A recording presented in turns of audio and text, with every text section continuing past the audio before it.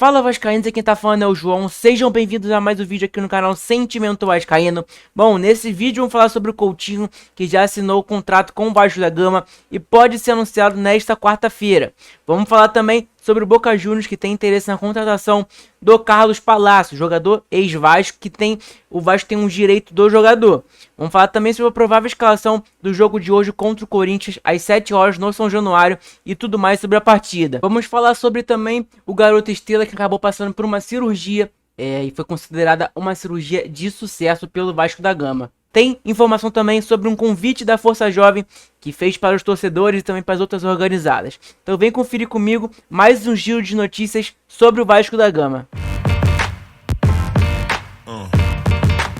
Vamos começar, é claro, pelo Coutinho. O Coutinho que ontem teve uma novela especial no dia de ontem. Era o Coutinho Day. A gente estava na expectativa do Coutinho ser anunciado ontem, mas acabou não sendo. E o anúncio pode acontecer nesta quarta-feira. Então vamos aguardar para ver se realmente vai acontecer esse anúncio. Se acontecer, tomara que seja um anúncio muito maneiro, especial, tipo do Payet.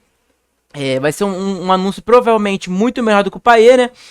Mas vamos ver, vamos esperar o anúncio. A informação é da Emanuele.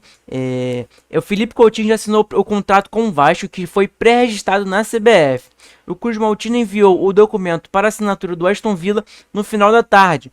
Assim que o contrato for devolvido, o clube vai divulgar a contratação do craque.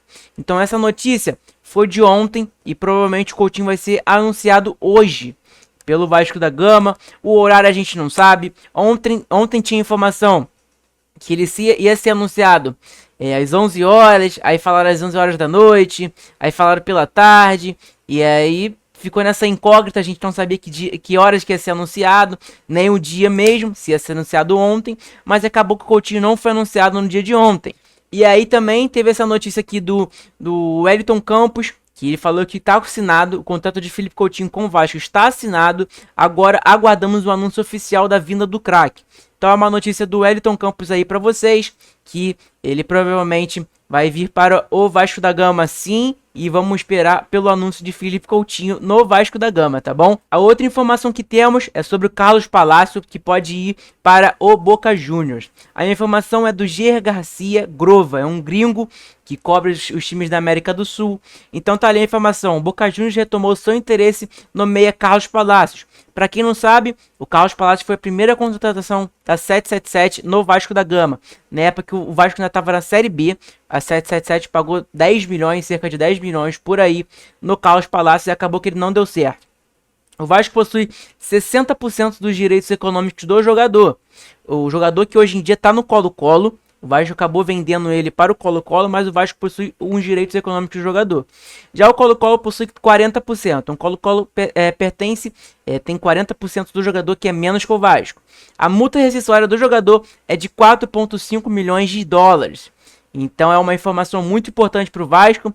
Pode pintar um dinheiro extra aí pra gente, que a gente não estava esperando, óbvio, de um jogador que a 777 contratou. Foi um jogador que não conseguiu se adaptar. Eu comparo muito ele com o Orelhano, que ele não conseguiu se adaptar realmente, mesmo com a chegada do Medel. O Medel não conseguiu ajudar o Carlos Palacio no Vasco. O Carlos Palacio está jogando muita bola, inclusive no Colo-Colo, e é por isso que o Boca Juniors está interessado no jogador. Desde o ano passado, o Palacio está jogando muita bola no Colo-Colo. Depois que ele saiu do Vasco, ele começou a desenvolver seu futebol. E aí, ele que é uma promessa ainda do Chile. Ele é um baita de um jogador que infelizmente não deu certo no Vasco. Eu vou dar um exemplo, é como se fosse o Orelhano. Não conseguiu se adaptar com o futebol brasileiro, que realmente é muito diferente do futebol na América do Sul. Por exemplo, na Argentina, eles têm um jogo por semana, um jogo na semana, então é bem mais fácil. O Orelhano, quando veio bem magrinho, vocês têm as informações aí, veio bem magrinho, ele veio pro Vasco, tinha que se adaptar e tudo mais, e acabou não acontecendo isso, não conseguiu se adaptar no Vasco da Gama, e a mesma coisa aconteceu com o Palacio. O Palacio sim, tinha uma estrutura sim, mas não conseguiu se adaptar com o futebol brasileiro. A outra informação que temos é sobre a provável escalação do Vasco contra o Corinthians no jogo de hoje, 7 horas da noite, no São Januário. A escalação do Vasco é uma informação do GE. O time deve ter 4 mudanças para o jogo contra o Corinthians. Rafael Paiva conta com a volta de suspensos para o jogo desta quarta-feira. O Vasco encerrou nesta terça-feira a preparação para encarar o Corinthians. O time teve 2 dias para treinar após o jogo para o jogo desta quarta, às 19 horas em São Januário. A tendência é que o interino Rafael Paiva faça 4 mudanças em relação à escalação contra o Inter. Então tá ali. As mudanças são naturais. Eu acho que o jogo contra o Inter, para quem não sabe, tinha muitos desfalques. Era natural esses desfalques por suspensões. Então tá ali.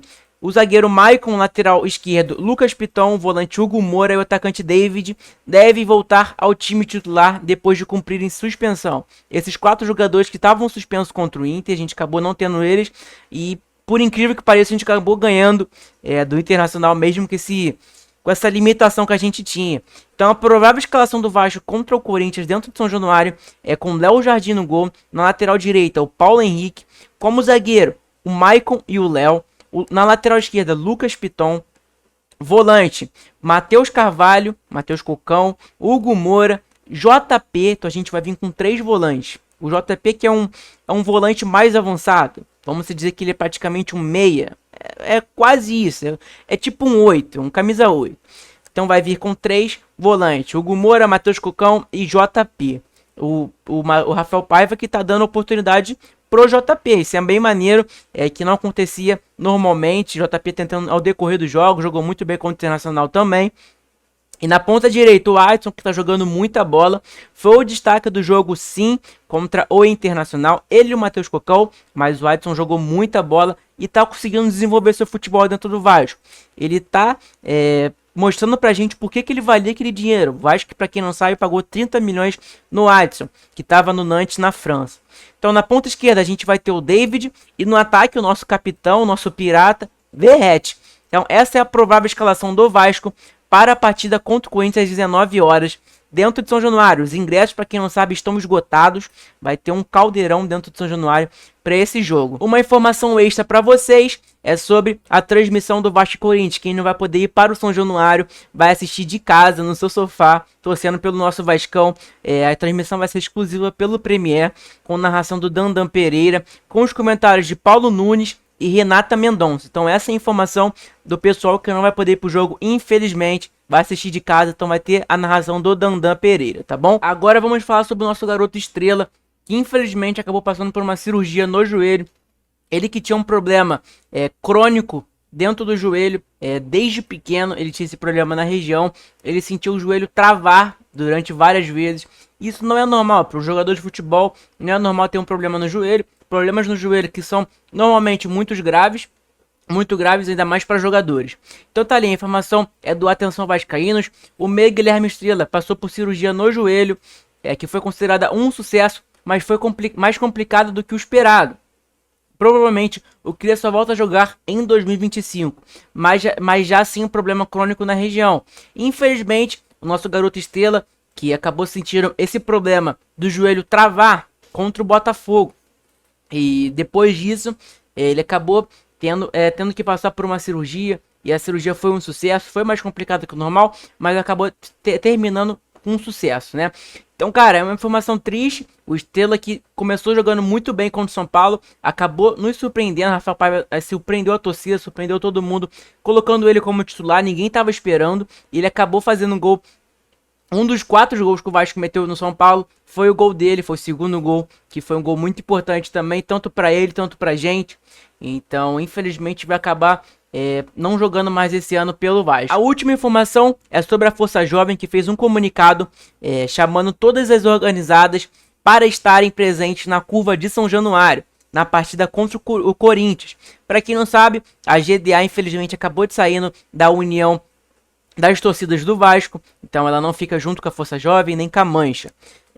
A GDA fica praticamente, está ficando agora lá naquele canto do VIP, naquele canto ali atrás do gol, mais para a esquerda, e a Força Jovem junto com a união de torcidas fica naquela curva de São Januário.